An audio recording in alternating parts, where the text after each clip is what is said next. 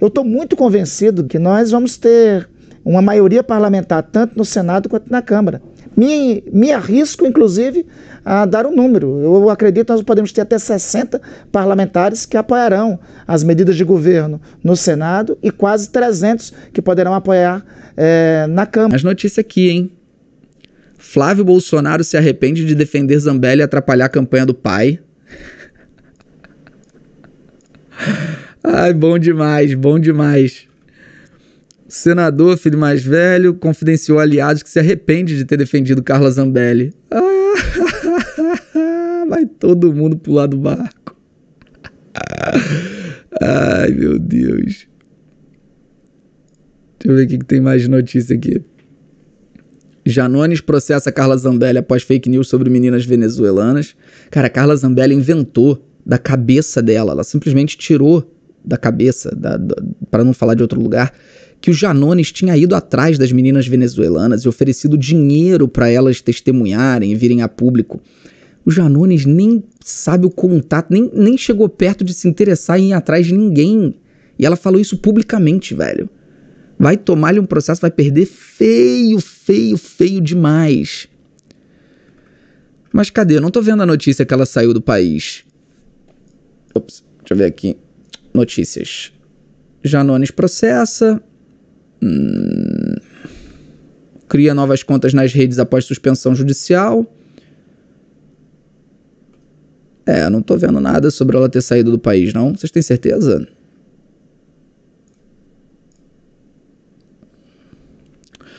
Foi ele que postou no Twitter sobre ela ter saído do Brasil. Ah, foi o próprio Janones que postou? Eu não duvido nada, mas, gente, a gente precisa de uma fonte de notícia, óbvio, né? Ele postou, atualização do caso Zambelli. Não é possível falar em fuga, vez que, apesar dos pedidos de prisão, ela não estava proibida de deixar o país. Porém, causa estranheza a maneira repentina com que saiu do país. E também o fato de ter feito a rota do Panamá. Seu destino é desconhecido.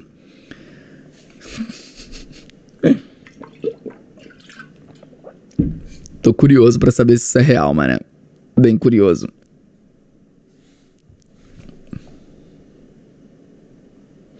Pera aí. Mas é importante, gente, que vocês criem essa noção, esse discernimento. É fundamental. Eu postar alguma coisa no Twitter não é fonte de notícia. O Janones postar não é fonte de notícia, tá? O pessoal tá falando que o Janones postou e o Anonymous falou. Então, nada disso é fonte de notícia, tá? Você pode tratar como informação, boato, uma possibilidade. Mas é muito importante a gente ter esse senso crítico. Façam comigo, inclusive. Se eu não postei fonte, se eu não postei link, se eu não postei matéria de apuração jornalística, não é um fato, tá? É algo que eu fiquei sabendo, é algo que alguém me contou.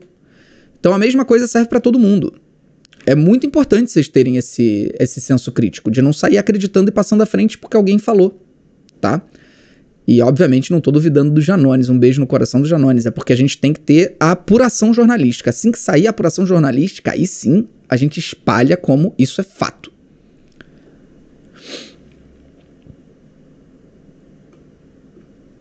Fazer o último insert de Blaze, tá? Pra gente jogar. Bora. Rapidão. Vou explicar o Mines, o último jogo. Lembrando, para maiores de 18 anos, só para quem tem grana sobrando, tá? O Mines é o campo. E tem que ter uma única bandeira na frente e é um ritual, é uma parada muito específica. Você fala um texto enquanto faz aquela pose com aquela mão pra frente. Pra ser o juramento à bandeira, tem que ter uma bandeira só e as falas são específicas de juramento à bandeira.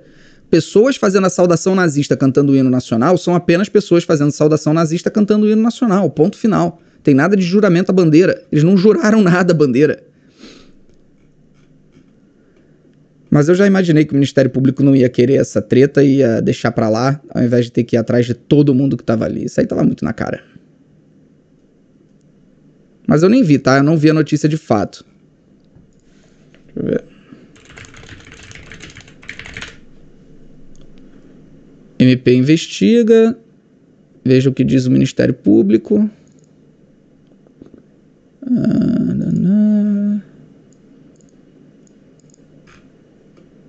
No Brasil, apologia ao nazismo é crime.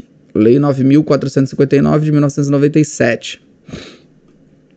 O Ministério Público chegou a emitir nota afirmando que iria investigar. Em outra nota, afirmou que em apuração preliminar não identificou intenção de apologia ao nazismo.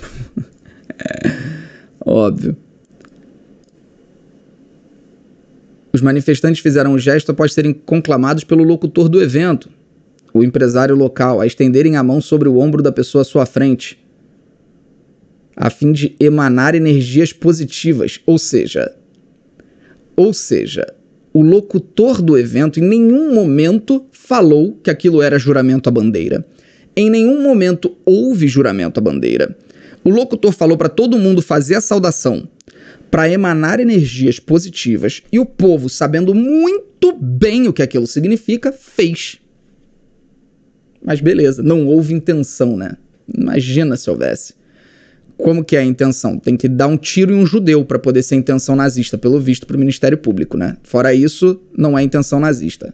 Realmente revoltante. Falando em judaísmo, inclusive a própria Confederação Israelita emitiu uma nota repudiando completamente esse ato de manifestação lá, botando o braço para frente na saudação nazista. A Confederação pediu investigação e punição dos atos, e o Ministério Público achou melhor não.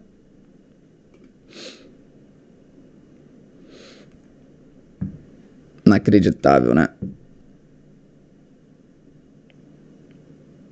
Mas, enfim. Gente, eu já li o superchat da Andressa. A Carla Zambelli fugiu. Quê?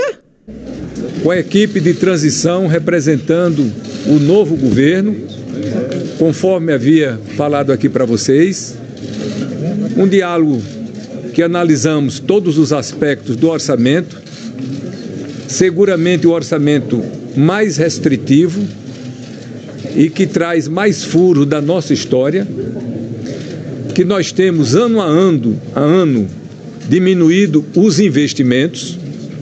Um órgão importante como o DENIT, este ano tem apenas 6,7 bilhões de reais. Isso é insuficiente até para a manutenção da nossa malha. Nós já tivemos, em governos passados, uma média de investimento no DENIT em torno de 15 bilhões de reais. Tivemos um ano de 20 bilhões e, apesar de estarmos com quase 10 anos depois e com inflação durante todo esse período, nós estamos diminuindo em valores nominais. Não tem recurso para o Bolsa Família, não tem recurso para a farmácia popular, não tem recurso para a saúde indígena, não tem recurso para a merenda escolar, então são muitas as deficiências do orçamento. Mas nós temos que trabalhar dentro da realidade. O orçamento que nós estamos trabalhando foi apresentado legitimamente pelo atual governo e legitimamente o governo eleito está fazendo gestões para emendá-lo, para que ele possa se adequar à maneira de governar do novo governante eleito legitimamente pelo povo brasileiro. Então chegamos a um acordo, um entendimento, que não cabe no orçamento atual as demandas que nós precisamos atender. Então, de comum acordo, decidimos levar aos líderes partidários, ao presidente do Senado, ao presidente da Câmara, a ideia de aprovarmos uma PEC em caráter emergencial de transição deste governo para o próximo governo, excepcionalizando do teto de gastos algumas despesas que são inadiáveis, como, por exemplo, o Bolsa Família no valor de R$600, que é um compromisso público assumido pelo presidente Lula, e seria inconcebível que as pessoas, 21,6 milhões de famílias, a partir de janeiro, recebessem apenas R$400. Então, houve esse entendimento, agora depende de decisão do Congresso Nacional. Então, a minha participação é essa daqui.